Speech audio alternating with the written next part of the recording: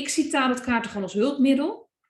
Ik gebruik het eigenlijk meer om mijn intuïtie te richten, te focussen. En de kaarten geven me soms ook wel eens verrassende dingen. Wie is Ilona? Een slot. Ik zie het echt als verhaallijnen die in elkaar klappen. En ook dat hele gedoe met de politiek. Als je goed kijkt wat er allemaal bezig is en wat er allemaal gebeurt, dan weet je eigenlijk van hier klopt iets niet. Het belangrijkste is gewoon, wat ik mensen wil meegeven, is heb vertrouwen. Hoe meer je vertrouwt, hoe hoger je energie, hoe hoger je trilling en hoe meer er ook gaat veranderen in de wereld.